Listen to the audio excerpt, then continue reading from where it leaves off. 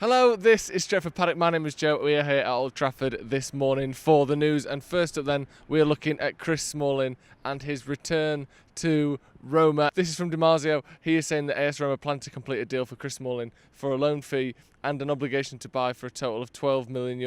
Apparently the figure is lower than what Manchester United were asking for in recent weeks. Fabrizio Romero has also commented on this, saying that the agreement between AS Roma and Manchester United for Chris Smalling is now getting closer. Chris Smalling was obviously on loan at Roma last season, being one of their better players and showing the defensive capabilities that he has. I think a lot of people at Old Trafford and United fans are aware of that capability. We saw it under Van Gaal for a couple of seasons, how good he can be. Obviously his style doesn't necessarily suit that playing out from the back, high pressing, winning the ball back and playing the ball into midfield style that Harry Maguire and that Victor Lindelof to a slightly lesser extent are so good at, which is why he hasn't managed to get game time at Manchester United. We've kept hold of the likes of Phil Jones and Eric Bailly over Chris Smalling, I think partly because he doesn't quite have that ball playing technique. So it'll be interesting to see where he goes there. There were talks before of a €20 million plus a further 5 in add-ons for Chris Smalling. Again, here there are talks of more closer to €12 million, which that could be the final fee. There also could be a loan fee.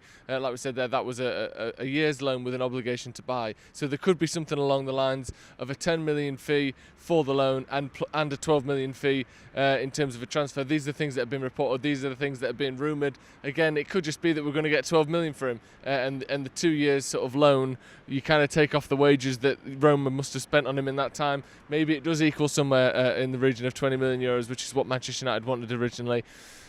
It looks as though we're not going to be getting a lot of money for him. Hopefully, like I said, in the region of €20 million once all the dust is settled on this deal. Let me know if you think that's a good deal for Chris Smalling. Let me know whether you think that we should be letting him go, because it seems to have been taken for granted that, he can go to Rome if he wants to. He was there last season. Why can't he go there again?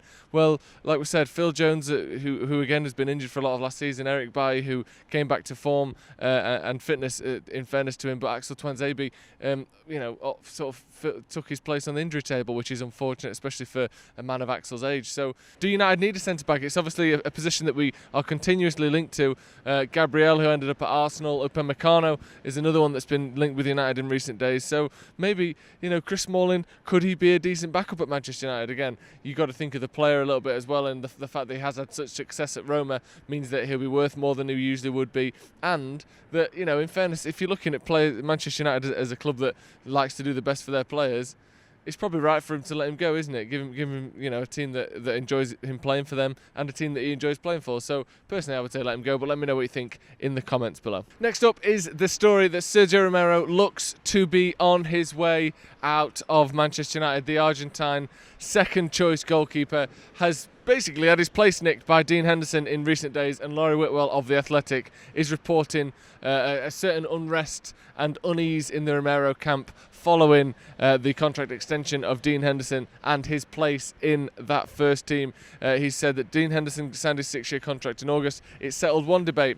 We now know which players will make up Manchester United's goalkeeping department for the following season. However, the deal inevitably raises another question.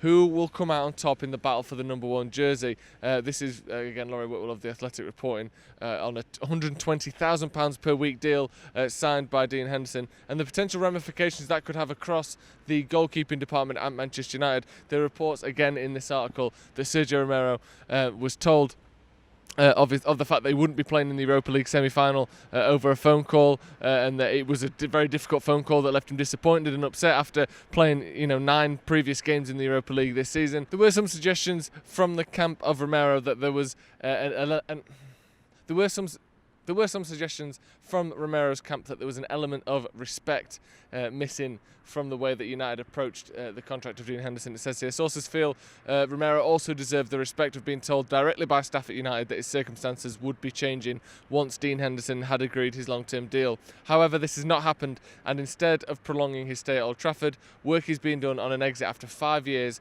during which time Romero has kept 39 clean sheets in 61 games and won the Europa League. Now, Sergio Romero's career, of course, at Manchester United culminated in that Europa League victory in 2017 in Stockholm. Obviously a team which he played a major part in, I think playing in every single game in the Europa League that season. So it's disappointing for him, but obviously this is a chance to create genuine competition for that number 1 spot at Manchester United, something that we haven't had in I mean, honestly, my whole life. When's the last time that United had two goalkeepers that could actually be the number one for years to come, both at the club at the same time? I can't think of it. There's, in that period between sort of Schmeichel and Van der Sar, there were people going for it, but then it was Barthez and other people in the meantime. So it's a very good position to be in. It's a unique position to be in. It's a strange position because usually you don't have two goalkeepers fighting for the same place. You have one goalkeeper, maybe you're transitioning from one to another, and there's a bit of competition there, like you saw with sort of Petr and Bernd Leno at Arsenal, where you've got the younger man who's set to come through, and maybe that's the situation we're in here. Maybe this isn't, they're fighting for their place and let's see who gets it. Maybe this is, let's just begin that transition from David De Gea to Dean Henderson. It remains to be seen, but what doesn't remain to be seen is Dean Henderson's willingness and sort of excitement to get into this competition for that number one spot. Dean Henderson has been quoted saying, "You can get many things from training and obviously learn a lot from someone like David and the other goalkeepers and coaches, but I don't think there's any substitute for game time. I went out from Manchester United 5 years ago, started at Stockport, Grimsby, Shrewsbury and Sheffield. I've really gone around the north there, which shows how much I've learned picking up experiences that have happened in games because they're situations that you don't really get in training." Henderson goes on to say that, "I'm not going to improve just sitting on the bench. I need that game time. I feel like a new signing at United. I haven't been in the building for 5 years and I've had a lot of time away." I think Man United almost tried to play him as a new signing when he signed that contract as well. But it is good to have someone back, and it's good to have someone back with that mentality. Again, when's the last time you saw a second choice potential goalkeeper with this kind of mentality? Obviously, he had his seasons at Sheffield United in the last couple of years, which again culminated for him in that top half finish for Sheffield United, something that no one expected them to get. And for a long time, they were challenging in and around the European spots as well. Dean Henderson has gone on to say that David De Gea has obviously been a great goalkeeper for many years.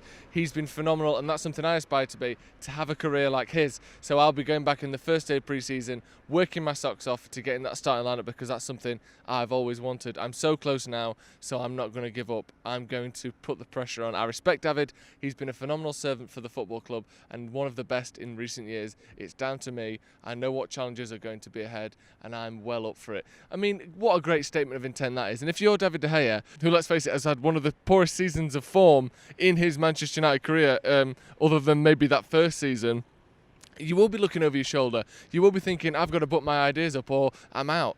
Obviously, he's on massive wages, David De Gea, which could be a stumbling block in any sort of attempt to usurp him in the squad. But when you've got someone with a mentality like that, breathing down your neck, that's going to either bring out the best in David De Gea or, less ideally, the worst in David De Gea.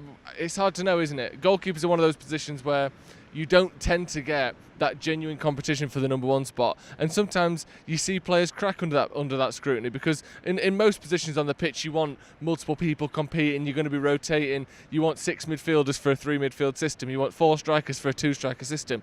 With goalkeepers, generally you have one main goalkeeper, you have a second goalkeeper, and you have a third guy that sort of you got from Tottenham 2 years ago. You don't usually have 2 goalkeepers that are good enough to play for, European competition teams, both fighting for that number one spot. And it's going to be very interesting to see what happens. It'll be interesting to see who Solskjaer starts with in these first games of the season. Maybe even the pre-season friendlies, we're going to see a little bit of Dean Henderson. And like he said, he's been basically out the door for 5 years, so it is almost like a new signing. Not that stops us wanting Jadon Sancho or any other players. That they don't count. They only count as new signings for the fans, not... You can't come out and say Dean Henderson's a new signing. That doesn't count. And finally then, following on from the story that we reported yesterday that Manchester United have officially confirmed the signing of Donny van der Beek from Ajax. Ajax CEO and former Manchester United goalkeeper Edwin van der Sar has released a statement regarding the transfer. He has said, "Dear Manchester United fans, I hope you're doing well. It seems as though our paths have crossed again. One of ours is joining you this season, and like so many before him, he's been with us since he was just a little boy. Shortly after his debut, he became one of the best, especially the last couple of years were amazing, from the Europa League final, brackets, no hard feelings, to our Champions League run and winning the Dutch Championship. The team he was part of showed the world who we are and what Ajax stands for. Like you, we pride ourselves in being one of the best at developing young talent and giving young players a shot at the highest level. You could say your new star is the embodiment of that pride." That's one of the many reasons we don't like to see him leave, but we understand it's time for him to move on, to dream on, and we're better to do that than in your theatre. Trust me, I know. Please take good care of our Donny, and help him dream. Enjoy the future, Edwin van der Sar, CEO of Ajax. A lovely touch there from Edwin van der Sar, a former Manchester United goalkeeper, and you could even say legend if you were that way inclined. Obviously, Donny van de Beek seems to have a very special place in the hearts of a lot of Ajax fans, and even the Ajax CEO there. So it looks as though we've got a good one on our hands, and for a snip of around £37 million as well. So let me know what you think to that transfer. Let me know what you think to the fact that Edwin van der Sar clearly helped that deal happen, and a lot of people looking to him as a potential CEO at Manchester United in a few years' time. But what we do know for now is that we've got a new central midfielder. Donny van der Beek's in the squad. We've got basically a new signing, Dean Henderson. That's his words, not mine, so don't get mad at me. Let me know what you think to Dean Henderson challenging David De Gea for that number 1 spot. Make sure you like the video. Make sure you subscribe if you're not subscribed already. We'll see you in a bit.